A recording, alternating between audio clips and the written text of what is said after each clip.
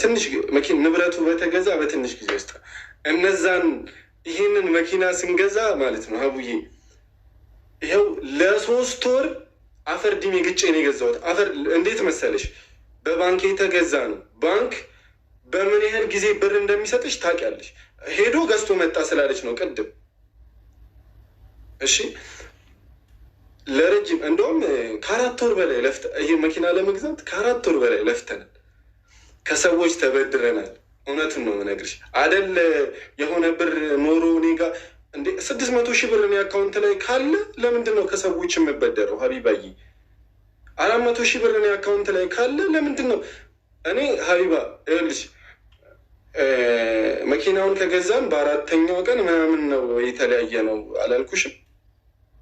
ይህ ጥሩ ነጥብ ነው። አንድ ሰው አካውንቱ ላይ 600 ሺህ ብር በላይ ካለ እኔ ከሰዎች የምንበደረው ለምን ይሆናል? ያ እንደዛ አይነት ፖይንት ማንሳት ግዴታ ስላለብኝ ነው። እሺ ልቀጥል? አዎ ነጥብ እያስኩ ነበር እኔ። እሺ ሰው ያን ያህል ሜቢ አላቅም። ይኸውልሽ እሷ አሁን ገምታ ሁላ ምን ብላለች መሰለች የሚወርድ እስከ 200 ሺህ ብር አለ ምናምን ብላለች። እኔ ወላሂ ላዚም ነው የምልሽ ሀቢባዬ አይኑ ምናልባት በጊዜው ብዙ ነገር ላይ ስለነበርኩኝ አላስታውስም። ይሄን ያህል ብር ከዩቲዩብ የወረደልኝ ብር ይኸው ልጄን እንሳኝ አላስታውስም።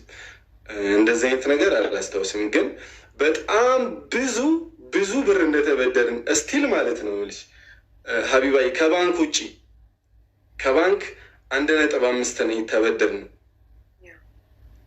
ከባንክ መኪናውን ስንት ነው የገዛው?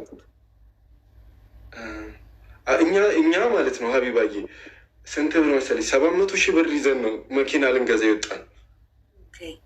እሺ የመኪና ዋጋ እንትን ነው ስልሽ አለማወቅ አለመብሰል አለ አይደል? በጊዜው አናቅም ነበር። በቃ ይሄ ጓደኞቻችን ሲገዙ አየንና እሷም ጉጉት ነበራት ፍቅር እናቴ ትሙት ቀደም ስትል እየታዘብኩኝ ነበር መኪና የመግዛት ምናምን። እንደውም ከመግዛታችን በፊት ይኸውልሽ የድፍረታችን ድፍረት ምን እናደርግ ነበር መሰለሽ መኪና ተከራየን እንድንለምድ ብለን ሁለታችን ስልሽ አናቅም ነበር። ይሄ ገና እንትን ላይ ነበርን ምናምን በቃ ገንዘብ ይሄ አካውንታችን ላይ 500 ሺህ ብር 600 ሺህ ብር ሲኖር መኪና ምንገዛ መሰለን።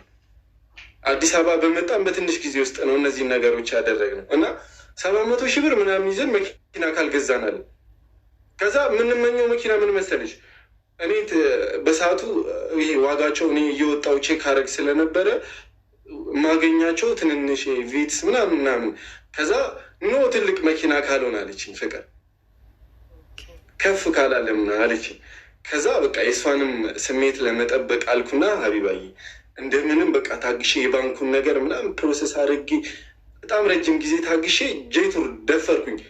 ከሰዎች ተበደርን፣ በጣም ከብዙ ሰዎች ተበድረን እስቲል ያልከፈልነው እስከዛሬ ማለት ነው። በጣም ከብዙ ሰዎች ተበደርን። ደግና ናችሁ ባንዴ ጄቱር ሰው ከቤት ጀምሮ ያሳድጋል። እሺ እኮ ይህን ጄቱር ለመግዛት 700 ሺህ ይዛችሁ 1.5 ደግሞ ከባንክ ተበድራችሁ ሰው በ2 ከምናምን ነው የገዛችሁት አይደለም እንዴ? ከሌላ ሰው በጣም ብዙ ብር ተበደርን። ከሰዎች ከግለሰቦች? አዎ። እሺ አይ ቅድምም ስትጀምር አንተም ሳትመጣ ከሰዎች ብድርና ሜቢ ሪከርድ ኋላ ሄጄ ማየት አለብኝ መሰለኝ፣ እርግጠኛ ካልሆንኩ ታርምኛለሽ። የባንክ ዕዳና የሰዎች ብድር መኪናው እንዳለበት አንቺም ተናግረሽ ነበር አይደል? ትክክል ነኝ? ኦኬ እሺ 1.5 እኮ ስንት ነው የተገዛው መኪና? 3 ብቻ አንድ ላይ ያው የሆኑ ከነ ፕሮሰሱ ምናምን እስከ 4 ይገባብናል ብዬ አስባለሁ። እሺ 4 ብለን ብንይዘው ማለት ነው 1.5 ከባንክ ተበደራችሁ 700 ሺህ እጃችሁ ላይ ነበረ። 2 እንዳለ ከሰዎች ከተለያዩ ሰዎች ነው ወይ ከአንድ ሰው ነው? ኧረ ከተለያዩ ሰዎች። ኦኬ እሺ ጥሩ።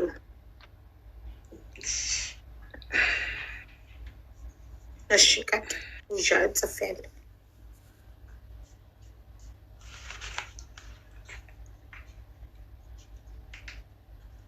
የምር ጀግና ናችሁ።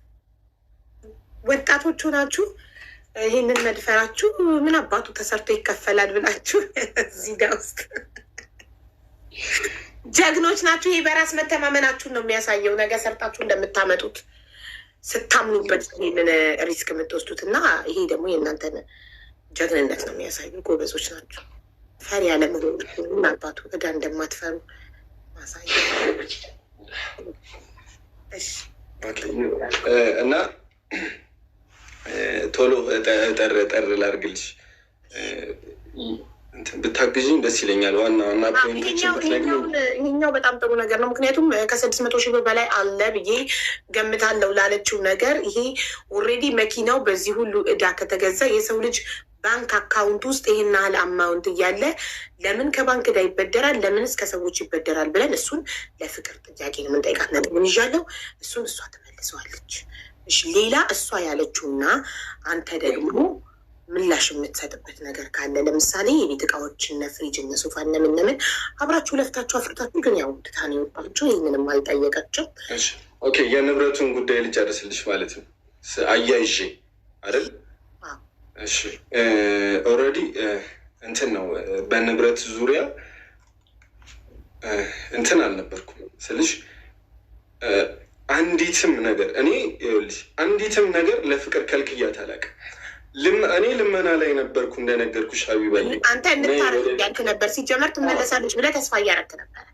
አዎ አረኑ እኔ እየደከምኩ ነበር እንጂ ይሄ እየሄድኩ እያስጠየቅኩኝ ስቲል የገዛ እናቷን እያንከራተትኩኝ ምናምን ነበረ ለረጅም ጊዜ።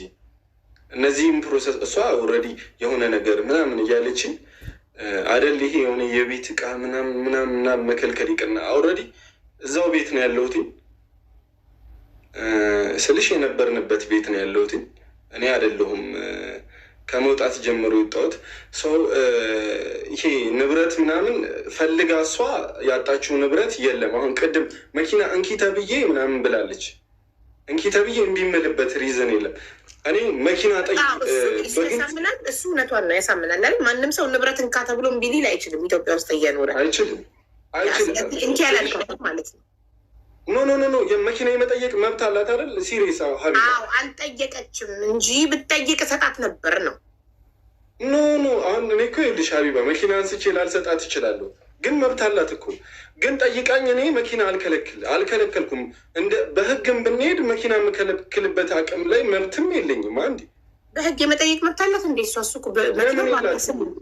የጋብቻ ወረቀት የላችሁም? መኪናው ባንተ ስም ነው። ምን እንድጠይቅክ? እሺ ሀቢባዬ ሜቢ አይኑ አላውቅም፣ ህጉን ካላወቃችሁ እኔና ፍቅር ወልደናል እኮ አንዴ። መውለዳችን አንድ የሰው ልጅ እኮ ሶስት ቀን አብሮ ኖሮ 3 ምስክር ካለው በቃ ባልና ሚስት እኮ ነው ሀቢባዬ አይደል እንዴ? አይደል? ወልደን ከብደን ይሄ የ2 ዓመት ከምናምን ልጅ አፍርተን ይቀርና በዛዊ አይኑ እኔ ልሽ ሀቢባዬ እናቴ ትሙት አላውቅም። እኔ ልጄን ከልክለኝ ማለት ነው ለ8 ወር ልጄን ማየት ልጄን አታሳየኝም ነበር ፍቅር